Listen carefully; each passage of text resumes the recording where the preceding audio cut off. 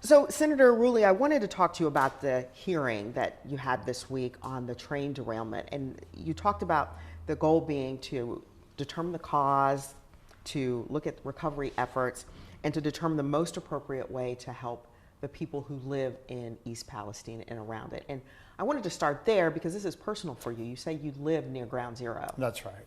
The committee is really going to be intriguing. We already started off as far as talking to the Ohio EPA, and they answered all our questions.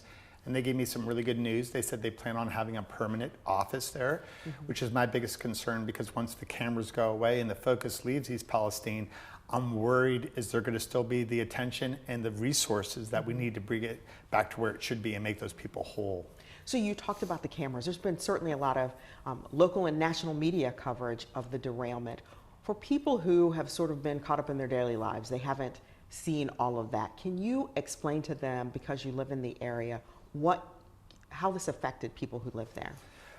Well, I would say the number one thing that's affected is the anxiety that the people that actually live there. You know, we have about 2,100 homes and about 5,000 in the immediate area, about 2 miles outside of Ground Zero. And then you have Nagley and you have Crestview. So now you're up to about 7,000 or 8,000. So the anxiety level's through the roof. There's a lot of mixed messages that are going on. That's why you see I'm always requesting more scientists to go there. We were lucky enough to have Texas A&M and Carnegie come, so we need more of that. And when you say mixed messages, what do you mean? Well, I think when you have a disaster like this, when you look at 9/11 and you had the US EPA come into 9/11 and within the third or fourth day on Manhattan, they said that the levels were okay. We find out as time goes by, the levels weren't okay. And that there's problems that could be in the air, in the soil, in the water that could hurt you 10 or 15 years from now. So that's my point of focus. So are we going to be okay in 10 or 15 years? And so what are you hearing that you can take home to your constituents? Well, I think if I had to say a message to the constituents about how we move forward, is this is going to be a marathon. So we got to slow down, we got to process the data, we have to do a lot more testing, and we're having all kinds of hiccups and bumps in the road as far as not having the manpower to test the wells and the water and the septic like we should. Just had a beautiful meeting with Ann, the director of the Ohio EPA. She's going to bring resources in from surrounding counties that are going to come and help us test at a quicker pace. And I think when all that starts to fall in line, you're going to see the anxiety calm down a little bit. And then you talked about Carnegie and, did you say Texas? Texas A&M. What about some of the resources at the universities here in our state? Are you hearing of any help So there? far, Carnegie and Texas volunteered. So we have a message to the White House, especially if the president comes. We're hoping even people from MIT or perhaps even Georgia Tech or Stanford would come. Carnegie Mellon was excellent. I mean, we welcome everyone, Cleveland State or Youngstown State, any scientists that could come there, because we have to build a database that's going to be able to show these levels, these dioxins, these poisons that are in the air. And even though they might be minuscule right now, which is why you had mixed messages of saying it was okay, you know, that long term is really concerning. And did you hear in the hearing, the committee hearing, anything that gave you a clearer understanding of the cause of the derailment? I'm very clear of the cause. So in this derailment in particular, it was the bearings in the axle. You know, when you look at Springfield, it was a little bit different. It looks like it was the platform of the crossing of the railroad. So these bearings locked up, and it happened about 39 miles outside of East Palestine. We have cameras that show it going through Beloit and Salem and Latonia, and you see that bearing go from cherry red to on fire.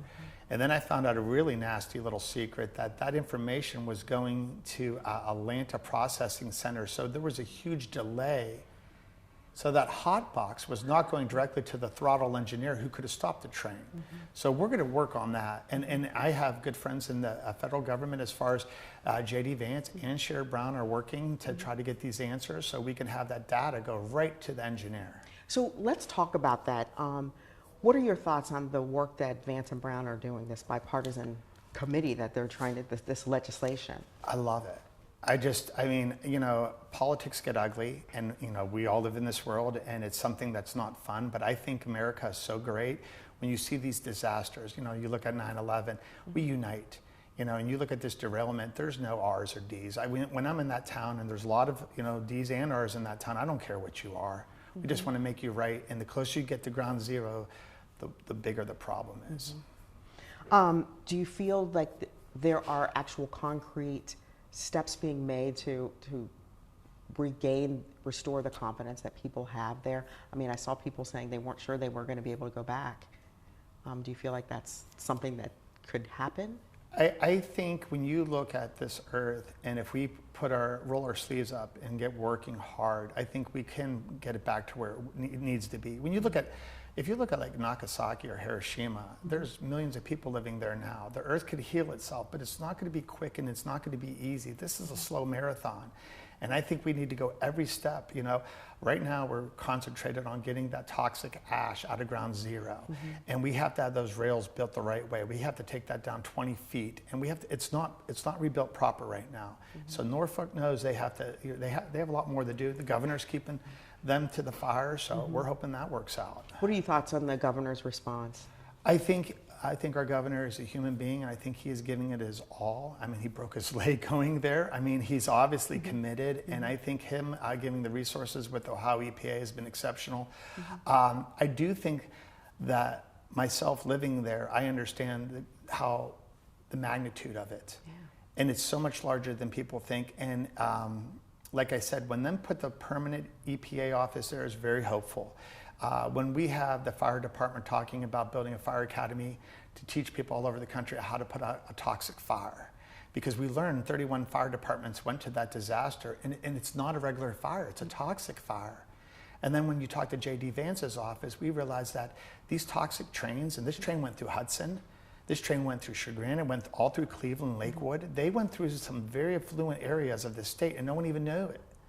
So we have these toxic trains that are going through our state, and we don't even know it. So we have to work on the federal and the state level to really get a better formula and a better machine, because it's just not working. So we know the federal government, they are over the rails, but what can you do at the state level in terms of determining who or what is coming through the state? Well, we have a really nice fix right now, and like I said, there's going to be a million little fixes to get this to the right place. And when you saw what just happened in Springfield, and we had one in Lima too, we've had 4 in 6 months. So I think when you look, the governor has it in the budget, and I know the Senate's going to protect it, and I know the House of Representatives. We have 3 different aspects that are going to address rails. So the first one is this hot box. So not only do we want to have the hot box talking to the throttle engineer, my idea is let's put a closed circuit TV camera on there. So when these engineers are going past these hot boxes, that data is going to come right into their cockpit. And if they see a problem, they could stop the train immediate. So that's going to be the first aspect. The second aspect is the train industry has been a little bit of a villain here, where they're trying to get that crew down to virtually nothing. There's even talk in Washington where they would like to have a self-driving train where there's no human beings on it. Right now, it's only required to have 1 or 2 human beings on that train. Let's get 2 throttle engineers at the helm of the train, and let's get the conductor who's mobile, who could go throughout the train when it stops. We need 3 people on that train. That's the second thing is done in the budget. And then the third thing he has in the budget is we're not allowed to have any blocking of these railroad crossings. So we don't want anything to block these railroad crossings. And if they block, we have to have a mechanism that can let whatever engineer is down the rail know so he can stop his train safely. These are 3 things we're going to do immediate. I know the House is going to accept it. Matt Huffman has already agreed that the Senate loves it. I've talked to all my members about it, and they're all on board. So if we can do this, and then the federal government can do this, we can make it safe. I mean, Ohio has taken such a black eye lately for all these train derailments. And how much of that, though, is that people really weren't, it seems people weren't really thinking about the trains? No, they're not. And and the trains have its place. We all drive these roads and we all hit the potholes. We go through the winter and it destroys your car, and you want to cry when you hit a bad pothole. But the more semi-trucks we have on the road, the worse the potholes are going to be. So the alternative would be let's put them on trains. And I love trains too. But in my wildest imagination, I never thought they were this unsafe.